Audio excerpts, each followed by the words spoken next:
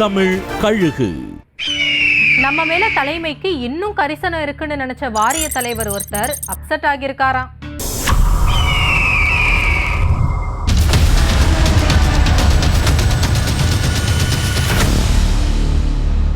கன்னியாகுமரி கிழக்கு மாவட்ட செயலாளரும் முன்னாள் அமைச்சருமாய் இருந்த சுரேஷ் ராஜனோட கட்சி பதவியை பறிச்சு திமுக தலைமை அவரை ஒரே அடியா ஓரங்கட்டினாங்க. மார்ச் 1 முதல்வர் பிறந்த நாள் அன்னைக்கு கன்னியாகுமரி மாவட்ட நிர்வாகிகளோட அறிவாலயத்துல முதல்வருக்கு வாழ்த்து சொல்ல போனப்ப கூட முதல்ல காவல்துறையினர் அனுமதிக்கலையாம். அக்கம் பக்கத்தினர் எங்க முன்னாள் அமைச்சர் அப்படின்னு சொல்ல பிறகு அனுமதிக்கப்பட்டாராம்.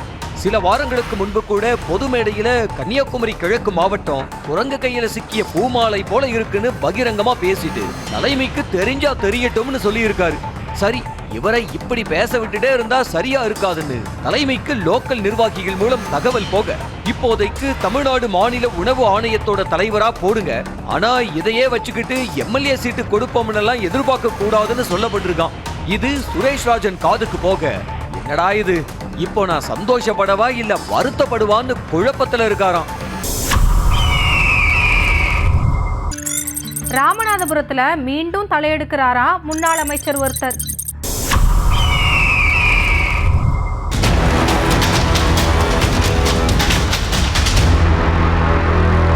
ராமநாதபுரத்துல அதிமுக ஆட்சி காலத்துல செல்வாக்கு மிகுந்த நபரா வலம் வந்தவர் முன்னாள் அமைச்சர் மணிகண்டன். எடப்பாடி பழனிசாமி முதல்வரா இருந்தப்ப பதவி பறிக்கப்பட்ட ஒரே அமைச்சரா இருந்த மணிகண்டன் அதுக்கப்புறமா நடிகை சாந்தினி பாலியல் புகார் விவகாரம் விஸ்வரூபம் எடுத்து சைலண்ட் மோடுல இருந்தாரு. அப்பப்ப கட்சி சார்பில் போராட்டம் ஆர்ப்பாட்டத்துல தலை காட்டிட்டு வந்தாரு. எம்பி சீட்டுக்கு முயற்சி செஞ்சும் கிடைக்காம போக அதிருப்தியில இருந்திருக்காரு மணிகண்டன். ஒரு வழியா அதிமுக தலைமையை சமாதானப்படுத்தி எம்எல்ஏ சீட்டுக்கு இப்பவே அடி போட்டிருக்காரு மணிகண்டன். அதிமுக தலைமையும் இணக்கமா பேசி இருக்கிறதா சொல்லப்படுது. மாவட்ட அரசியல்ல அமைச்சரோட மோதின திமுக எம்பிக்கு செக் வச்சிருக்கான் திமுக தலைமை.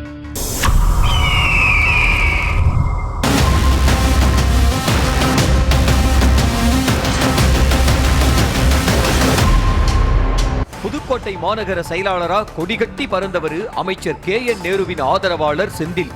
இவர் திடீரென மாரடைப்பினால காலமாக அந்த பதவிக்கு மாவட்ட செயலாளர்கள் தரப்பிலிருந்து கடும் போட்டி இருந்துச்சு. இந்த விஷயத்துல கராரா இருந்த அமைச்சர் நேரு தன்னோட ஆதரவாளரான மறைந்த செந்திலோட மகன் கணேசுக்கு தான் மாநகர செயலாளர் பதவின்னு தெரிவிச்சிருந்தாரு. இதுக்கு நடுவுல மாவட்டத்தை தன்னோட கட்டுப்பாட்டுக்குள்ள கொண்டு வர நினைக்கிற மாநிலங்களவை MP MM அப்துல்லா வடக்கு மாவட்ட செயலாளர் பதவிக்கு ஆர்வம் காட்டி தோல்வி அடைஞ்ச நிலையில நேருக்கு எதிரா அமைச்சர் அன்பில் மகேஷ் பொய்யாமொழி மூலமா அன்பகம் ஆதரவை பெற முயற்சி செஞ்சிருக்காரு. தன்னோட ஆதரவாளருக்கு மாநகர செயலாளர்னு முதல்ல ஆரம்பிக்கலாம்னு அணுகி இருக்காரு. இந்த தகவல் நேருவுக்கு போக தனக்கான நேரத்துல சரியா காய் நகர்த்தி புதுக்கோட்டை அரசியல முதல்வர் கவனத்துக்கு கொண்டு போயிருக்காரு. புதுக்கோட்டை மாநகரத்தை வடக்கு தெற்குன்னு 2ஆ பிரிச்சு மறைந்த செந்தில் மகன் கணேஷுக்கும் துணை மேயர் லியாகத் அலி அல்லது முன்னாள் மாநகர செயலாளர் நைனா முகமது இவங்க 2 பேர்ல ஒருத்தருக்கும் கொடுக்க முடிவு செஞ்சுட்டு தான் சொல்லப்படுது. இதுக்கான அறிவிப்பு சீக்கிரமே வெளியாக இருக்கான். அண்ணாமலை கலந்துக்காத பாஜக கூட்டத்துல அண்ணாமலை பேரு அதிகமா ஒழிச்சதுக்கு பின்னாடி உள்ள காரணம் இதுதானா?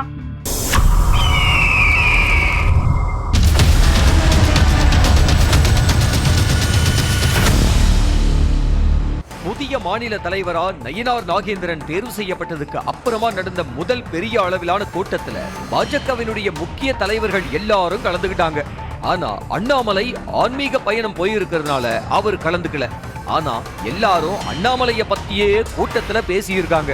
மாநில தலைவர் நயினாரும் அண்ணாமலைய புகழ்ந்து பேசியிருக்காரு. அண்ணாமலை தரப்பு மாநில தலைவர் பதவிக்கு வேறு சிலரை பரிந்துரைச்சது நயினாரே அதிமுக கூட்டணிக்கு வரும்னு முன்கூட்டியே ஆருடம் சொன்னதுன்னு பல முரண்கள் இருந்தாலும் இப்ப நிர்வாகிகள் எல்லாம் அண்ணாமலை ஆட்கள் தான், இப்ப முறைச்சுக்கிட்டா தேர்தல் நேரத்துல சுணக்கம் ஏற்படும்னு கொஞ்சம் அரவணைப்பு மோட்ல இருக்க நினைக்கிறாராம் நயினார் நாகேந்திரன். அதனாலதான் கூட்டத்துல கொஞ்சம் அதிகமா அண்ணாமலை பெயர் அடிபட்டுச்சான். நியூஸ் தமிழ் கழுகு.